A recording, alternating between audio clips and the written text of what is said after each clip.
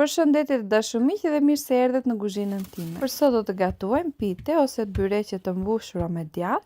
Janë të lehta për të përgatitur dhe dalin pambuk të buta, më të mira se në byrektore. Mos i blini jashtë, por përgatitini vetë, dalin më ekonomike dhe sigurisht më të shëndetshme për fëmijët tuaj ose familjarët. E kam dhe si ide që ju jap me vete fëmijëve të mi në shkollë. Në këtë mënyrë janë pa merak, di çfarë han dhe me pastërtinë maksimale që ka çdo shtëpi. Si fillim të bëjmë përgatitjen e brumit. Në një tas kam shtuar 500 g miell, 9 g maja ose 2 lugë kafeje. 1 lugë kafeje me krip, kjo është opsionale, 1 lugë kafeje me sheqer pluhur. Mund të shtoni dhe sheqer normal të kristalizuar, por jo tek mielli, do e shkrini në ujë. Pasi sheqeri nuk shkrin kollaj në këtë mënyrë dhe kur ta hapni pak me dorë do filloj t'ju griset. Do e shikoni dhe gjatë videos. Shtovëm 2 lugë gjelle me vaj ulliri dhe 280 ml me ujë. Diku te 1 gotë e pak ujë, mund ta shikoni dhe me sy derisa të krijoni një brum të mirë dhe të butë. Gjithashtu uji duhet të jetë i vakët dhe jo i ftohtë. Në këtë mënyrë brumi do të vijë më shpejt.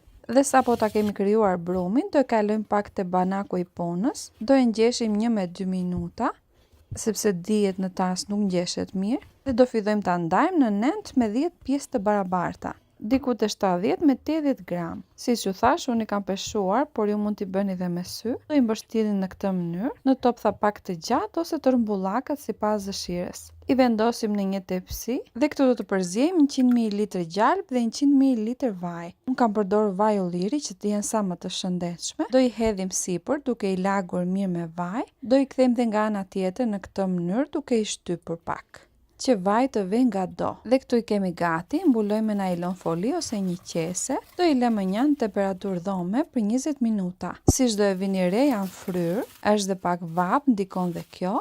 Por ky është rezultati që duhet të kemi, të jenë fryrë pak. Spërkasim nga vaji i tyre banakun e punës dhe do i hapim me duar në këtë mënyrë diku te 2 pëllëmb.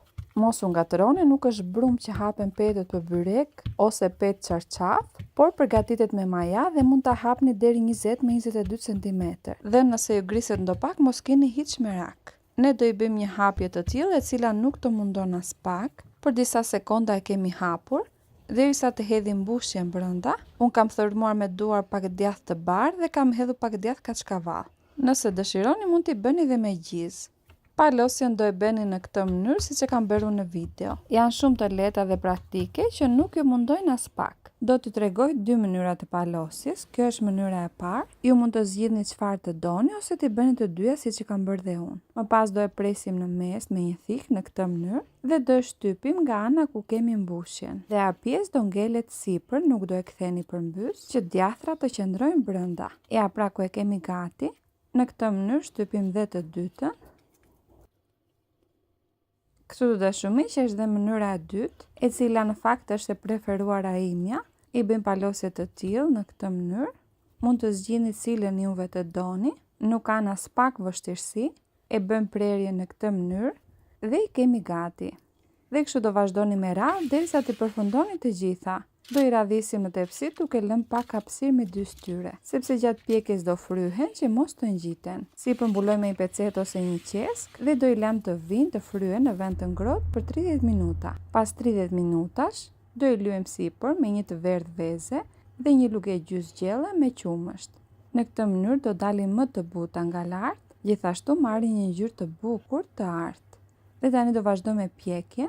Pjekim në furrë të parangrohur në 180 gradë për afërsisht 35 minuta. Pjekjen të dashur miq, do e kujdesni dhe vetë derisa të marrë ngjyrë lart dhe poshtë. Pas pjekjes, nëse i doni pambuk të buta, do i largoni nga furra dhe sipër do i mbuloni me një pecet. Kështu që pas 15 minutash do jenë pambuk të buta si në video.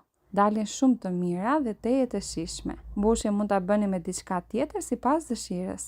Nëse do i provoni, punë të mbar dhe ju bëf të mirë. Gjithë të mirat, bashkë mirë dëgjofshim në recetën e radhës.